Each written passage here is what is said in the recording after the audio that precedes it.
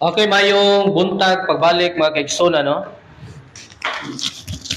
Salamat sa Ginoo sa iyang mga pulong nga nagapahinumdum ka nato pinagi siya mga pinagi sa mga lawiton. Many books can inform but only the Bible can transform. No? Mo na to pagatagan og pagtagad nini nga kabuntagon magigsunan. Ablihin ninyo palihog ang inyong mga Bible.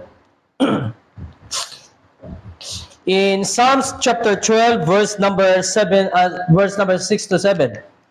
Okay?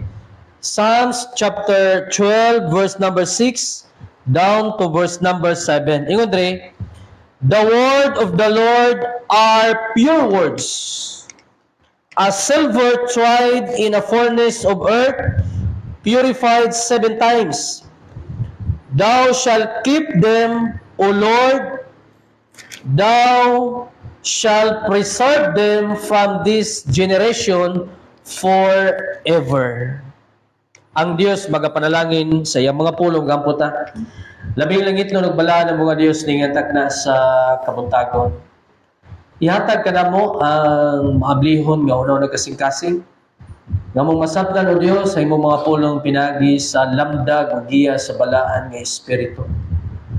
Sa mga nagapaminaw karon Ginoo, hinaot nga dili na mo i-reject ang imong mga pulong apan among tagamtamon Ginoo, among i-absorb gyud sa among mga dughan.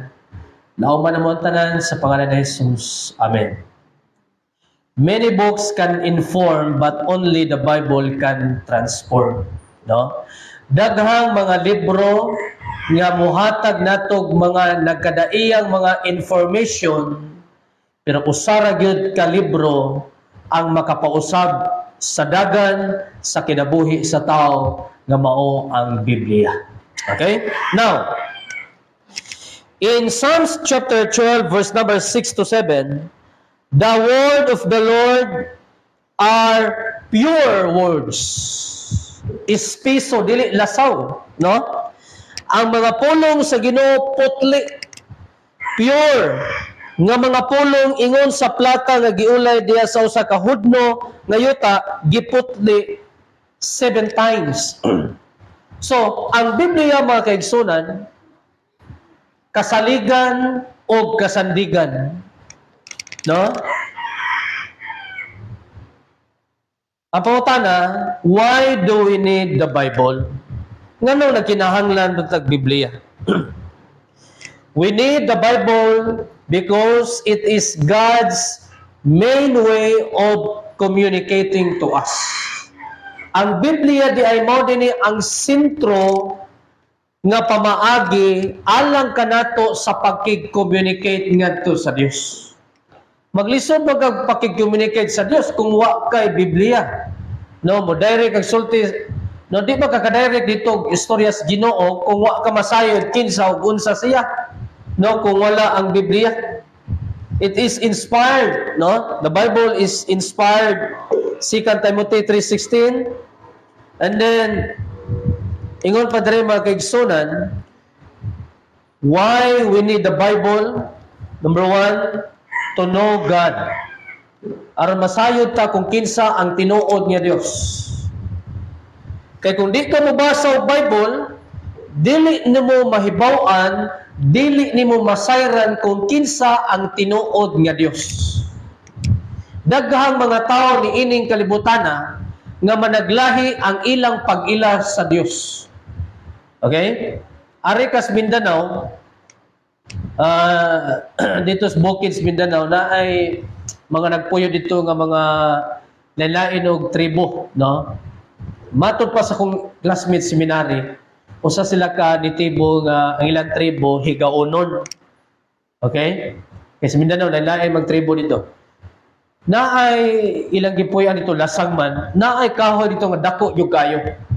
Kung muagi ka dito, nukahon ka or magkatol-katol hantod nga murag malata imo panit. Ingon ana nga klase nga kahoy. Kung sa tuwa pa na dire gitawag nag San Nicolas or kini gitawag og anugas sa karkar. Giila nila nga Ginoo or Dios katong mao nga kahoy. Ngano man, mura magmusilot gud siya. Okay? Unya ari ka sa history, may tungod sa atong mga gigikanan, kining mga Pilipino, mga anitos, mga anitas, ang ilang gisimba mga bato, no? Mga kahoy.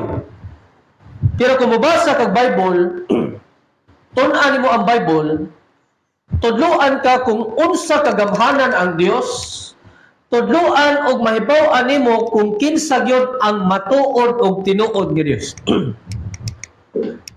No? So, why we need the Bible? Number one, to know God. Aron masayod ka kung kinsa ang tinuod nga Dios. It is, or in its pages, God reveals His character, holiness, infinite nature, sovereign work, His love, His patience, His grace, and His sacrifice for us in Christ. Dili nimo may bawaan kung giunsa ka pagsakripisyo ni Kristo kung wala ang Biblia. Dili nimo mahibaw-an kung unsa ang gugma, kung unsa kadako ang gugma sa Dios kung wala ang balaang kasulatan. Okay? Muna nagkinahanglan tag Biblia sa atong kinabuhi. And number two, to understand ourselves. Dili nimo mahibaw-an, dili nimo masabtan nimong kaugalingon kung wala ang Biblia. Okay? The Bible reveals a great deal about human nature, including our sinfulness. Ang Biblia di ay mga kaigsunan nagpahayag, nagpadayag kung unsa kadako, no, ang kabug-at or deal natong mga tao may tungod sa kinaiyahan natong mga tao, labi na sa atong pagkamakasasala. Ephesians chapter 2 verse number 3. Ephesians chapter 2 verse number 3, ingon pa diri. Diha sa kang kinsa usab kita nga tanan nagbaton sa atong pagkinabuhi sa miagi nga mga panahon, diha sa mga pangibog sa atong unod nga nagatuman sa mga tinguha sa unod o sa unahuna o sa kinaiyahan, mga anak sa kapungot bisan sama sa uban.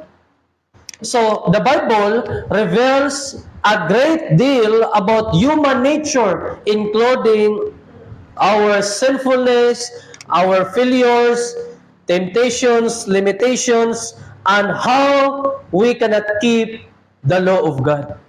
No? Dili gyud ta makatuman sa sugo sa Ginoo kung wala ang balaang kasulatan mga kaigsuonan. So ang Biblia importante kayo kay nagtudlo dinhi siya kung unsay tinuod nato nga kahimtang. Masabtan nimo kung anong ang tao mamatay tungod di ay sa sala. Okay? So it is, no, the Bible, it is compared a hammer. Ang Biblia magigsunan gipakasama siya og martilyo or maso nga mudugmok sa batuon nga kasing-kasing sa tao. Jeremiah 23 verse number 29. Ang pulong sa Dios gipakasama og martilyo, hammer. 23 verse 29 in the book of Jeremiah. Is not my word like as a fire, saith the Lord, and like a hammer that breaketh the rock in pieces? Okay? Dili ba ang akong pulong ingon sa kalayo, nagaingon ang Ginoo, sama sa martilyo nga nagabungkag sa dakong bato sa pagkadugmo. Sa ato pa, ang gahom sa pulong sa Dios, kaya niyang dugmokon kung unsa ka batuon ang kasing-kasing sa tao. Si Apostle Paul magigsunan sa diyang gitawag pa siya Saulo, grabe kagahi kasing-kasing nga tao.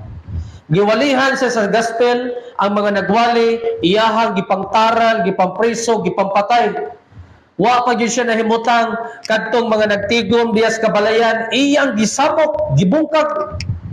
Ingon ana kagahi ang kasing-kasing ni Pablo kaniadtong panahon. Pero siya nang gitawag siya sa Dios. unsa nga klase pagtawag sa Dios ni Pablo?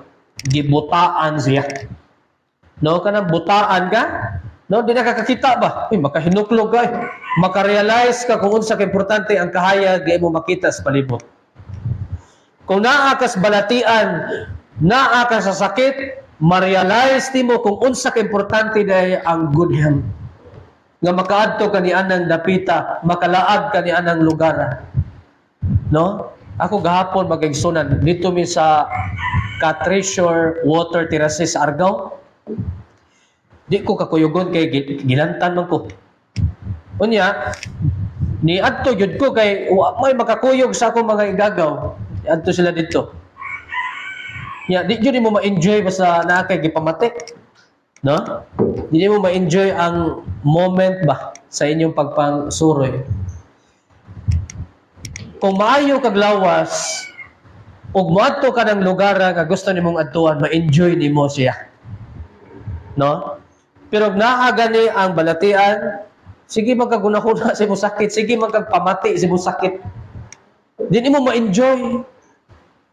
So ang pulong sa Dios mga kaigsunan, nagtudlo siya nga it is compared to a hammer. Gipakasama siyang martilyo nga maoy mudugmok, no? Mubuak sa magahi nga magkasing-kasing nga tao. So moabot ang panahon nga kining mga tao nga gahi o kasing-kasing sa pulong sa Dios dugmoko ni pinagig problema, pinagig sakit. No, na mga tao nga sa mayo paglawas, murag di ka mao musangpit og Dios. Na mga tao nga musangpit la Ginoo panahon nga naglisod na pag ginawa. Pero sa diyang maayo pag ginawa magigsunan, musangpit la Ginoo kung madagma. Pero sa dihan ang iyahang kinabuhi atras abante na lisod na ginawa, grabe sangpit magigsunan. No? Nadugmok ang iyahang batuon nga kasing-kasing. Pinaagis pagtawag sa Dios, nga musangpit din siya sa Dios. It is like the mirror mga kaigsunan ang pulong sa Dios. Gipakasama ni siya samin nga kung mubasa kag Biblia, makaila ka kung kinsa og unsa ka sa imong kinabuhi. Ang libro kung imong basahon hataga ra mga information, mao ni siya. Pero ang Bible, hatagan kag information kung kinsa ug unsa ka sa imong kaugalingon.